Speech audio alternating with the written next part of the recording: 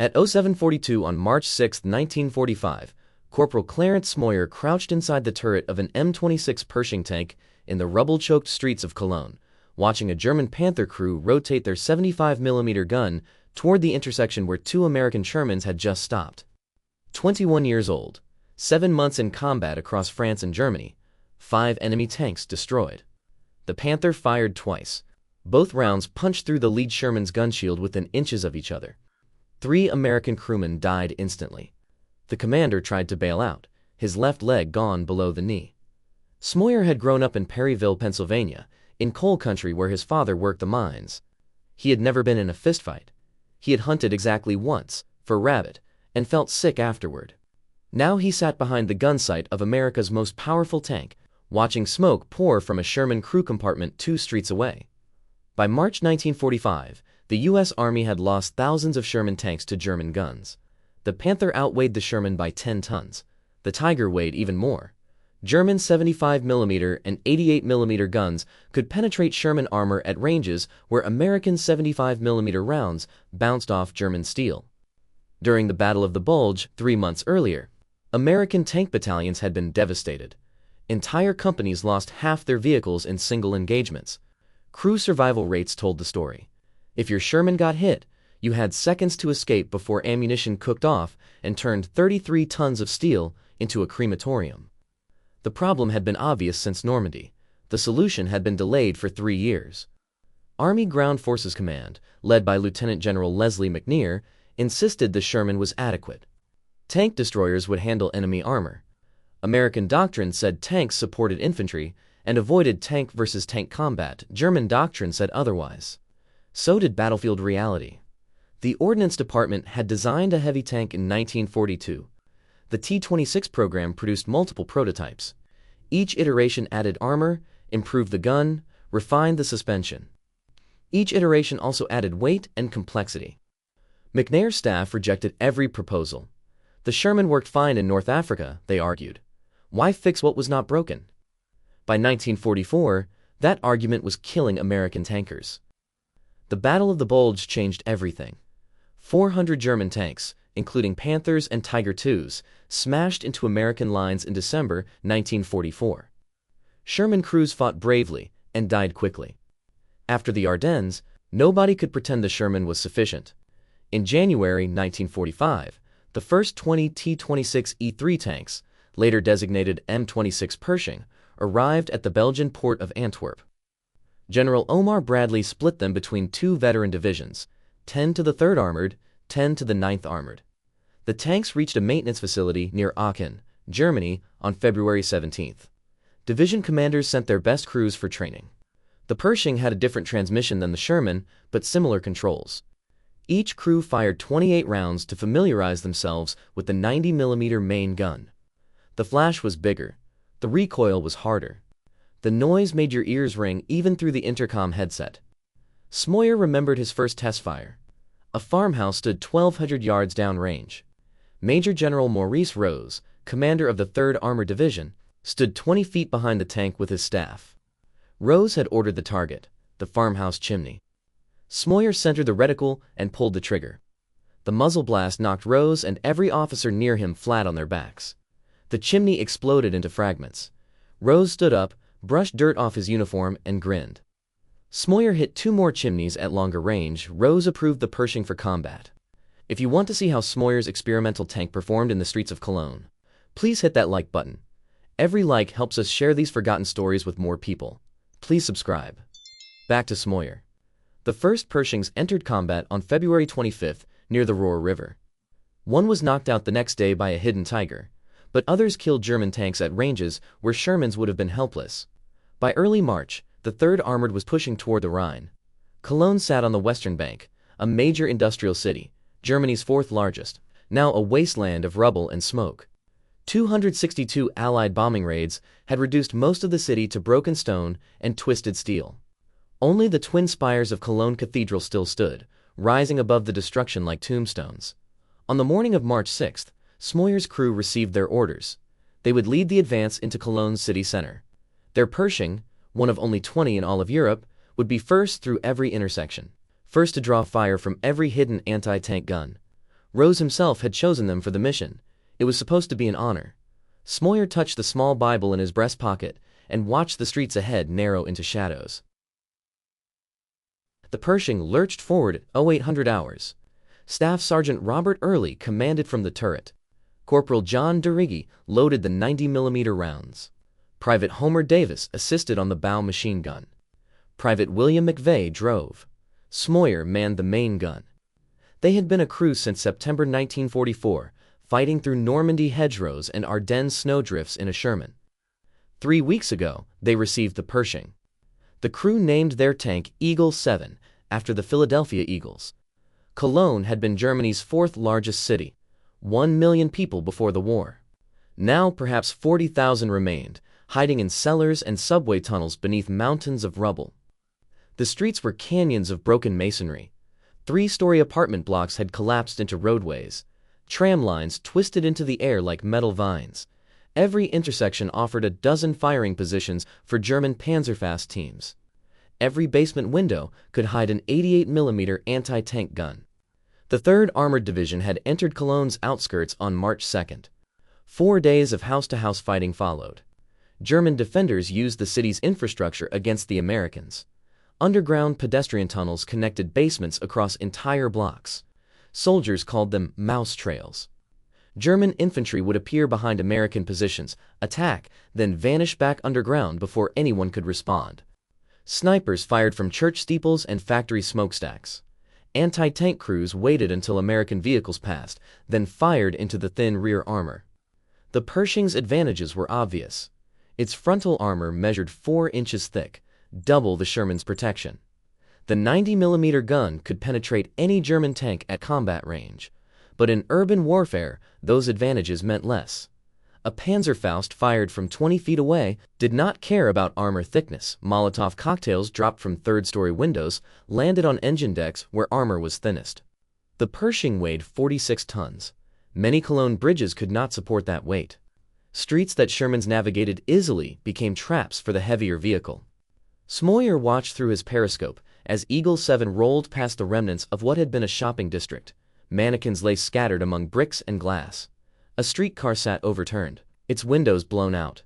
Fire had consumed entire blocks. The smell of smoke and worse things crept through the tank's ventilation system. Every 40 yards, the Pershing stopped, while McVeigh checked for obstacles. Rubble could hide mines. Shell craters could break a track. The radio crackled with reports from other units. Sherman tanks were clearing side streets. Infantry squads moved building to building. German resistance was lighter than expected. Most Wehrmacht units had withdrawn across the Rhine during the night. The bridges were rigged with demolition charges. German engineers waited for the order to destroy them. Only rear guard units remained west of the river. Volunteers who had sworn to fight to the last round. Eagle 7 rounded a corner and entered a broader avenue. The twin spires of Cologne Cathedral rose ahead, perhaps half a mile distant. The cathedral had survived the bombing through what many called a miracle.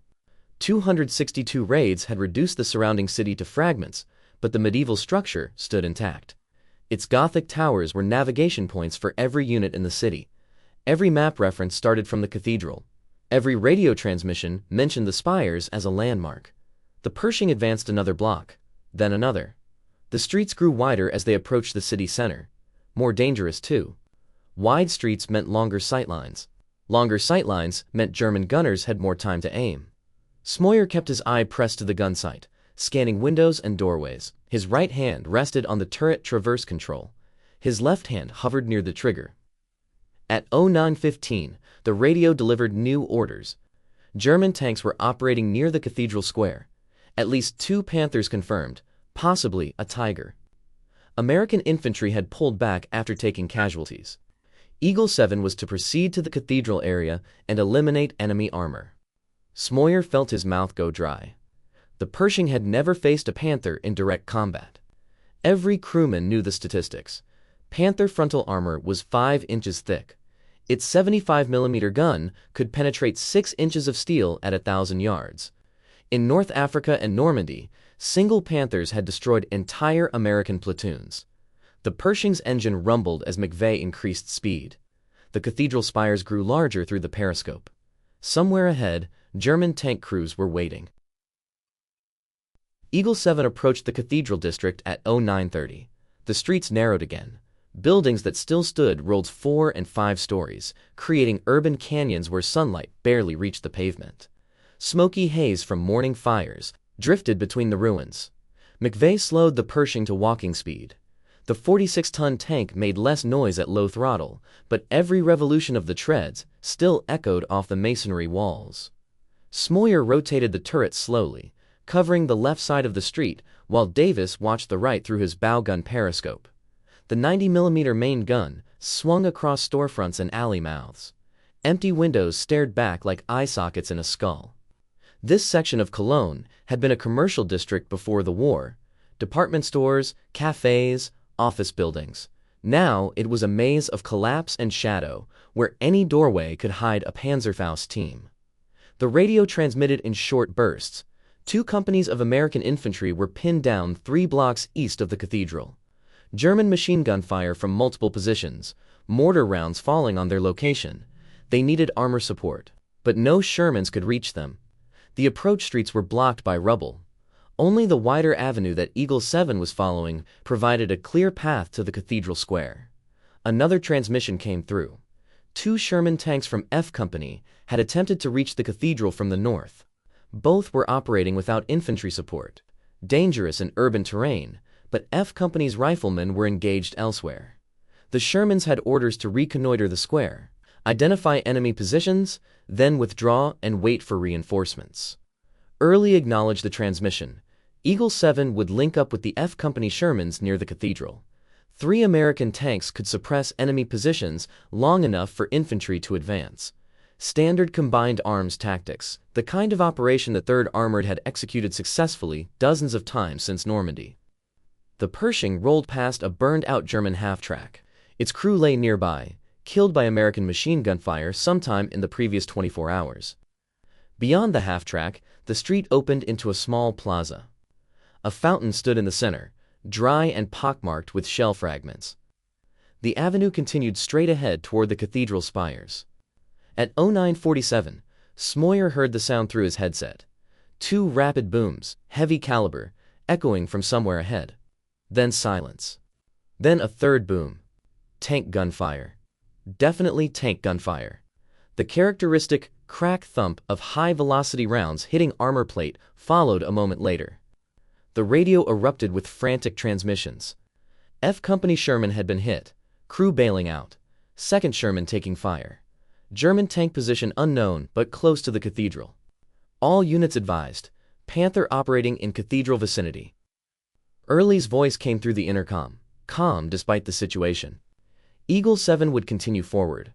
They were the only American tank in position to engage. The F Company Shermans were likely destroyed or disabled. Infantry could not advance while a German tank controlled the square.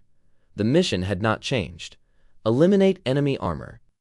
McVeigh shifted gears. The Pershing accelerated slightly.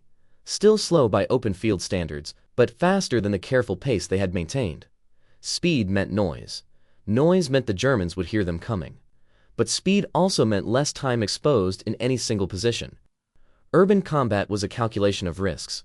Smoyer checked his ammunition. The ready rack held 6 90mm rounds within arm's reach. 3 armor-piercing, 3 high-explosive. DeRiggy had positioned more rounds throughout the turret, organized by type. In a prolonged engagement, they could fire 20 rounds before needing to restock from hull storage. Against a Panther, the fight would likely end after the first 2 or 3 shots. Either Eagle 7 would destroy the German tank quickly, or the German tank would destroy Eagle 7. Armor versus armor combat rarely lasted long. The street ahead curved slightly left. Beyond the curve, the cathedral square would be visible. Somewhere in that square, or on the streets adjacent to it, a Panther crew was waiting. They had already killed at least 3 American tankers. They knew more Americans were coming. Smoyer pressed his eye against the rubber cushion of the gun sight. His finger moved to the trigger. The turret traverse control felt solid under his right hand. Eagle 7 rounded the curve at 15 miles per hour, tracks clanking on the broken pavement, exhaust streaming from the engine grills. The cathedral spires filled the forward vision blocks. The cathedral square came into view at 0952. The Gothic structure dominated the skyline, its twin spires rising 516 feet above the rubble. The plaza in front of the cathedral measured roughly 300 yards across. Once it had been paved with stone. Now shell craters and debris covered the surface. The Hohenzollern Bridge was visible beyond the cathedral, spanning the Rhine. German engineers had rigged it with enough explosives to drop the entire structure into the river. Smoke drifted across the square from fire still burning in nearby buildings. Through the haze, Smoyer could see the first Sherman. It sat motionless in the middle of a street that ran perpendicular to Eagle 7's avenue. The tank was angled slightly, as if it had stopped suddenly. Smoke poured from the open commander's hatch. The gun tube pointed skyward at an awkward angle. McVeigh brought Eagle 7 to a halt 1 block from the square. The Pershing sat in the shadow of a partially collapsed office building. From this position, the crew could observe the square without exposing themselves. Early studied the scene through his vision blocks. The Sherman had been hit at least twice, probably within seconds. Precision shooting. Professional gunnery. The German tank crew knew their business. The second Sherman was not visible from Eagle 7's position. Radio transmissions placed it somewhere on the northern edge of the square, also disabled. That meant the German tank, or tanks, had clear fields of fire covering multiple approaches to the cathedral. Any American vehicle attempting to cross the square would be targeted immediately. Early made his decision. He would reconnoiter on foot. Leaving the Pershing exposed and stationary was dangerous, but advancing blind into a prepared ambush was worse. He needed to see the German tank's position before committing Eagle 7 to the attack. He climbed out of the turret hatch and dropped to the street. An American soldier appeared from a doorway 30 yards ahead. Technical Sergeant Jim Bates, Army Signal Corps. He carried a 16mm film camera and wore a rucksack loaded with film magazines. Bates had been assigned to document the 3rd Armored Division's operations since Normandy. He filmed combat footage, interviewed soldiers, recorded the liberation of towns and cities. His footage appeared in newsreels shown in American movie theaters. Bates had been with an infantry squad when the first Sherman was hit. He had filmed the German tank's muzzle flash, the impact on the Sherman's turret, the crew attempting to escape. He had clear footage of the entire engagement. Now, he wanted more. The presence of an American heavy tank in Cologne was newsworthy. A battle between the Pershing and a German Panther would be extraordinary. Early and Bates moved forward together, staying close to the building walls. They reached a corner where they could observe the cathedral square without exposing themselves. Early scanned the plaza methodically. The disabled Sherman was clearly visible. Beyond it, partially concealed by a side street, he spotted the Panther. The German tank sat in perfect ambush position. Its gun faced down the avenue where the Shermans had approached. The 75mm barrel extended from the angular turret like a finger pointing at the kill zone. The Panther's crew had chosen their position carefully. They could cover the entire square while remaining partially hidden.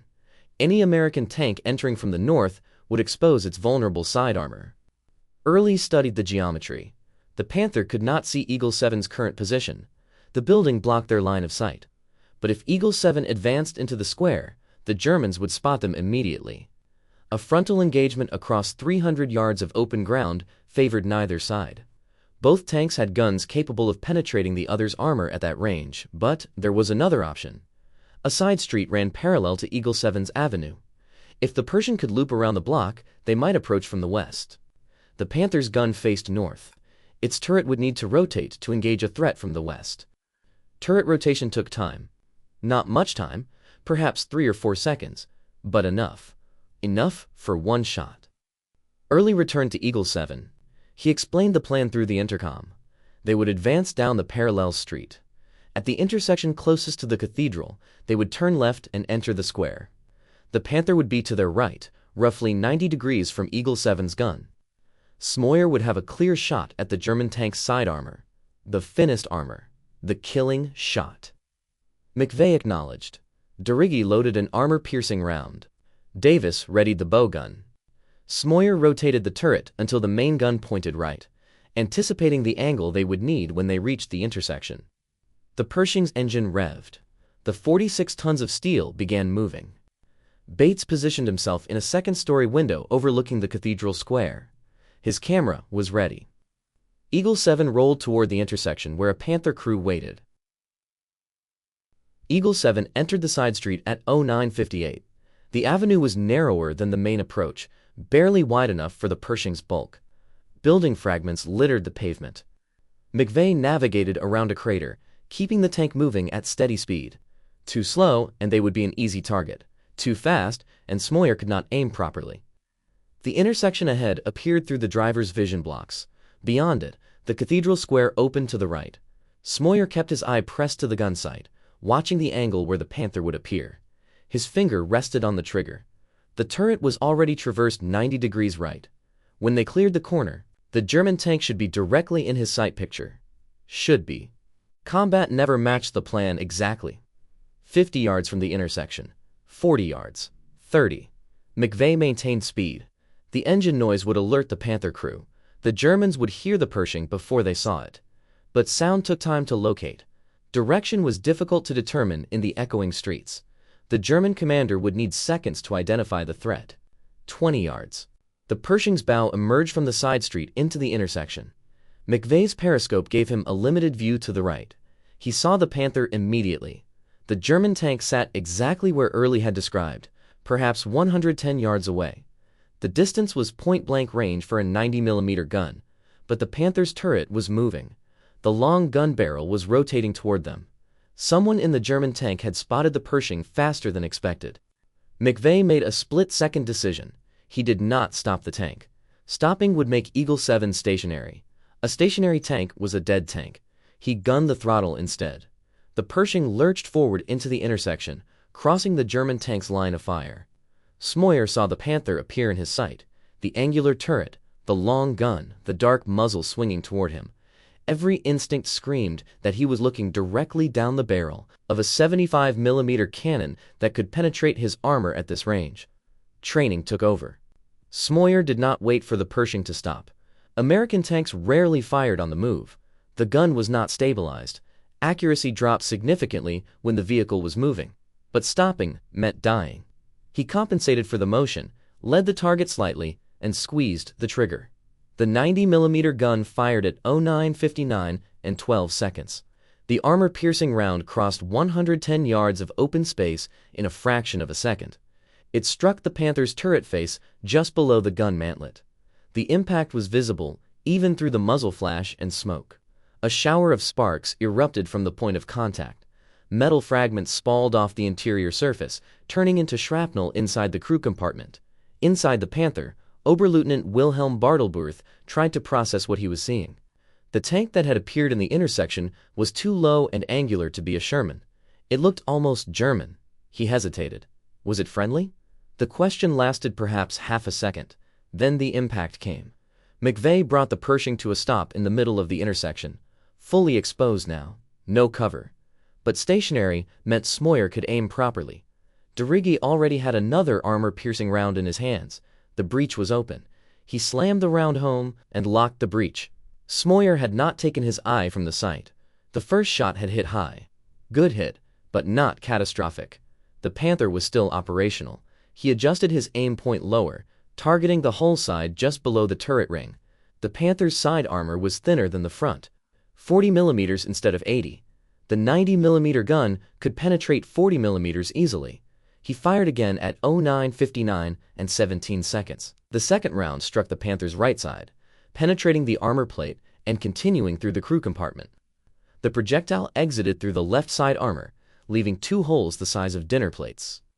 Inside the tank, systems began failing. Hydraulics ruptured. Ammunition ignited. Bartelbruth threw open his hatch and jumped. He landed on the street behind the Panther, away from the Pershing. 3 other crewmen followed, scrambling out of hatches as smoke began pouring from the engine compartment. 1 man did not make it out. Smoyer fired a third time at 09:59 and 23 seconds. The round struck low on the turret, just above where the hull met the turret basket. Fire erupted from the impact point. Flames spread quickly, fed by leaking fuel and burning hydraulic fluid. Within seconds, the entire Panther was engulfed. In the second-story window, Jim Bates kept his camera running. He had captured the entire engagement. 45 seconds from the first shot to the Panther burning. The film showed everything. The Pershing entering the intersection, the German gun rotating, the muzzle flashes, the impacts, the crew bailing out. Smoker sat back from the gun sight. His hands were shaking. The Panther was destroyed. Eagle 7 was intact. Everyone in the crew was alive. The Pershing had proven itself. The Panther burned for the next 3 hours. Ammunition continued cooking off inside the hull, sending sparks and fragments into the air. By noon, the fire had consumed everything flammable. The turret sat at an odd angle, heat-warped and blackened. The bodies of German soldiers lay scattered around the cathedral square. Infantry that had been supporting the Panther had withdrawn across the Rhine when their armor support was destroyed. American troops moved into the area by early afternoon. Bates descended from his observation post and approached Eagle 7. The crew stood outside the Persing, smoking cigarettes and checking the tank for damage. They had taken no hits. The Panther had never fired. Bartlebooth's hesitation had cost his crew those critical seconds. Bates filmed the crew posing near their tank. Smoyer stood to the side, uncomfortable with the attention. By 14 hours, additional American units had secured the cathedral area. Engineers began checking the Hohenzollern Bridge for demolition charges. Infantry squads cleared buildings methodically. Resistance was light. Most German forces had retreated during the engagement with the Panther. The sound of heavy tank guns in the city center had told them their defensive position was collapsing. But the battle for Cologne was not finished. German units still held portions of the city east of the cathedral. Isolated strongpoints needed to be eliminated. Eagle 7 received orders to continue the advance. The crew remounted. McVeigh started the engine. The Pershing rolled deeper into the ruined city. At 14:32, Eagle 7 entered a narrow street 3 blocks from the cathedral. Buildings rose on both sides, creating a corridor barely wider than the tank itself.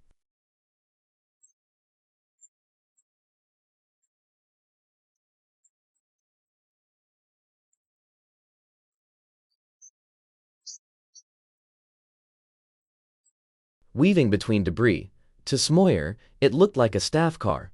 German officers used similar vehicles to move between command posts. In urban combat, any unidentified vehicle was a potential threat. Civilians had been evacuated weeks ago. Anyone still in Cologne was either a combatant or supporting the German war effort. Smoyer opened fire with the coaxial machine gun. Tracer rounds streaked across the intersection. Several hit the car's body panels. Glass shattered. But the vehicle did not stop. It continued across the intersection, disappearing down another street. At the same moment, from a concealed position to Smoyer's left, a German Panzer IV fired its machine gun at the same car. The tank sat hidden behind a partially collapsed building, invisible to Eagle 7. Its crew had also spotted the automobile and engaged. The combined fire from both tanks raked the vehicle. The car jerked to a stop. The driver slumped over the wheel. A passenger door opened. A figure fell onto the street and did not move.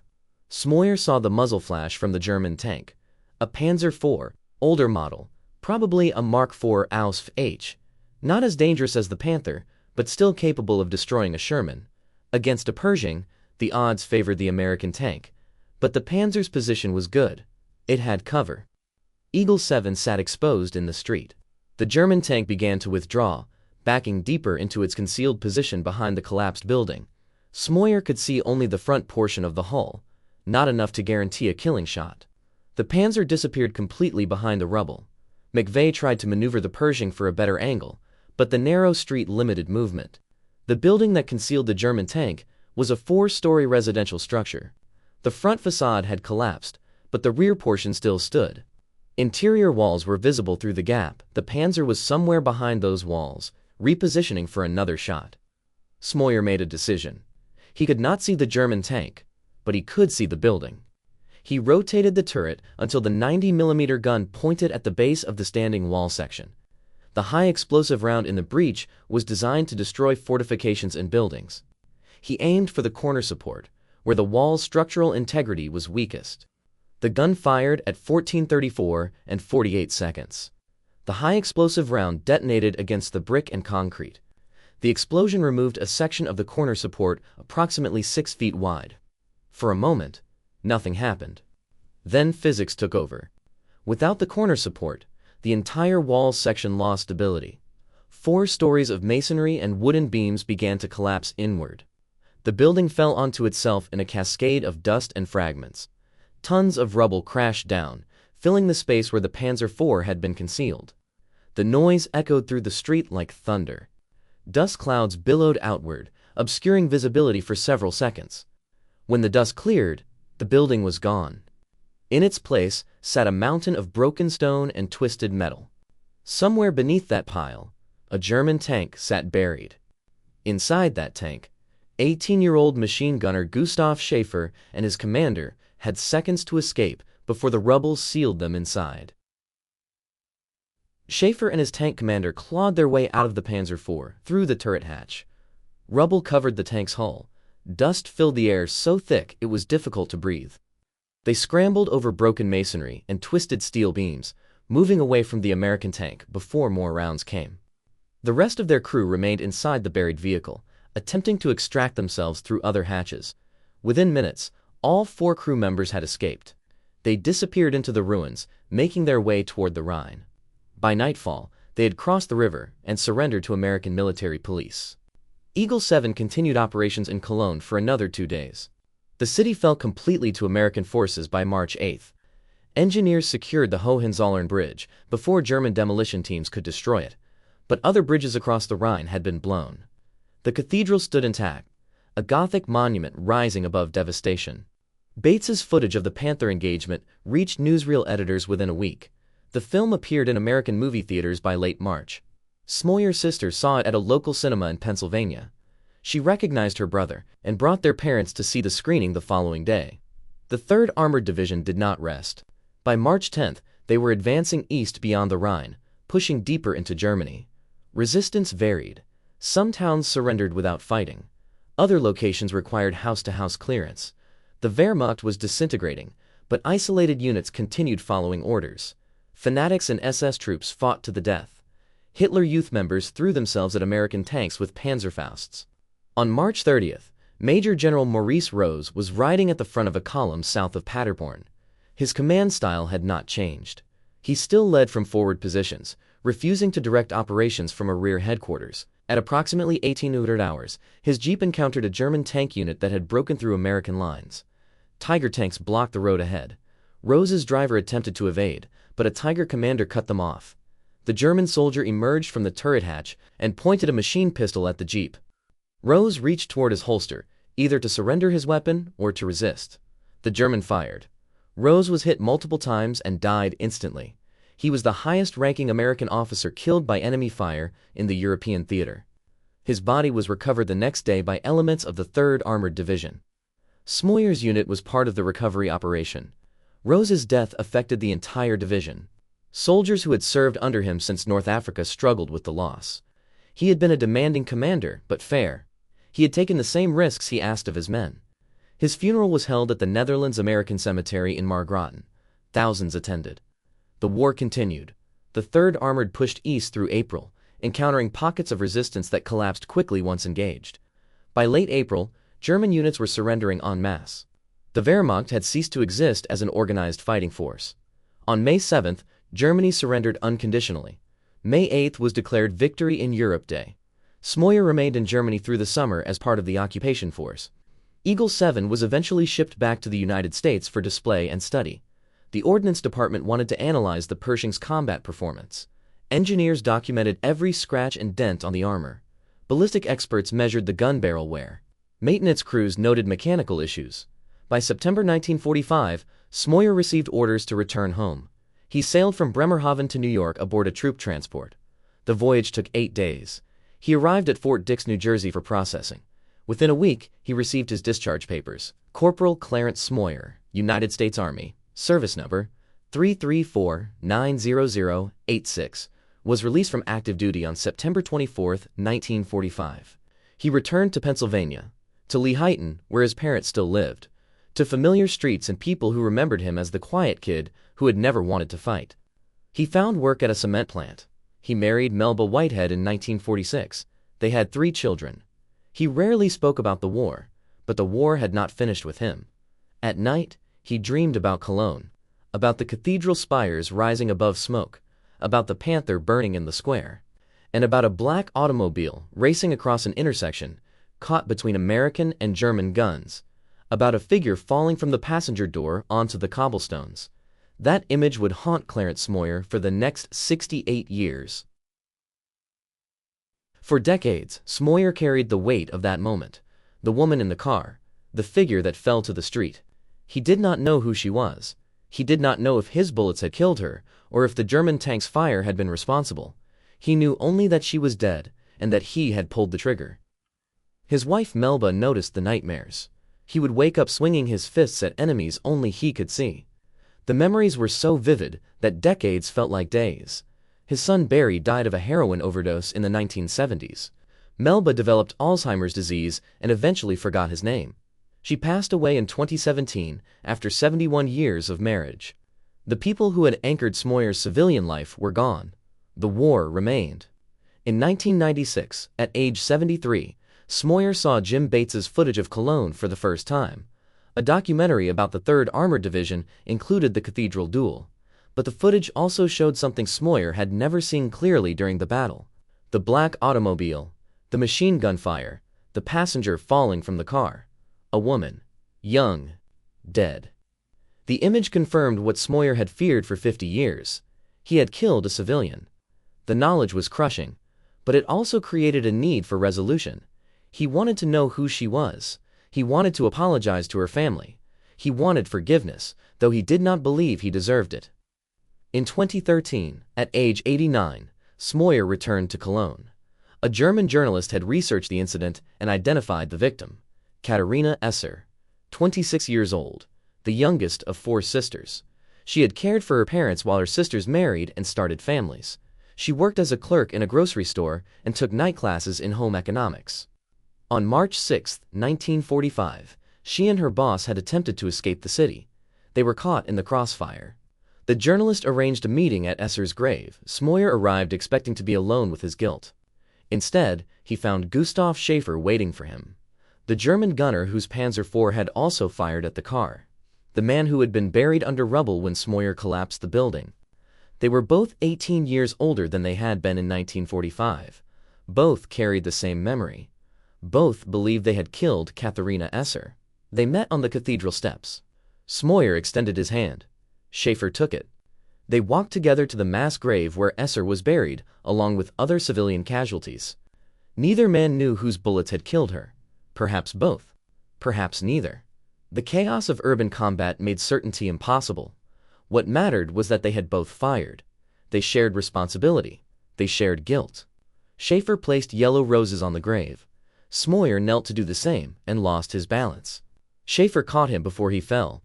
2 old men who had tried to kill each other 68 years earlier now held each other up at the grave of the woman caught between them. They became friends. Letters crossed the Atlantic. Video calls connected Pennsylvania and Germany. They discussed the war not as enemies, but as men who had survived it and were trying to understand it. Schaefer died in 2017.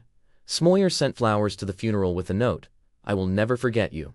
Your brother in arms, Clarence." On September 18, 2019, Clarence Smoyer received the Bronze Star for Valor at a ceremony in Washington. He was 95 years old, the last surviving member of Eagle 7's crew. The other crew members received their medals posthumously. Their families accepted on their behalf. Clarence Smoyer died on September 30, 2022, at his home in Allentown, Pennsylvania. He was 99 years old. Every March 6 since 2013, yellow roses have appeared on Katharina Esser's grave in Cologne. Someone remembers. Someone still apologizes. The Panther still sits in front of Cologne Cathedral in old photographs, burning. The Pershing that destroyed it sits in the National Armor and Cavalry Museum. The film footage still exists, 45 seconds that changed how America understood armored warfare. But the real story was never about tanks. It was about men who went to war, killed because they were ordered to, and spent the rest of their lives trying to make peace with what they had done. If this story moved you the way it moved us, do me a favor. Hit that like button. Every single like tells YouTube to show this story to more people. Hit subscribe and turn on notifications. We are rescuing forgotten stories from dusty archives every single day. Stories about tank gunners who never wanted to fight, but became the best at what they did. Real people. Real heroism. Real guilt. Real redemption. Drop a comment right now and tell us where you are watching from. Are you watching from the United States? United Kingdom? Canada? Australia? Our community stretches across the entire world. You are not just a viewer.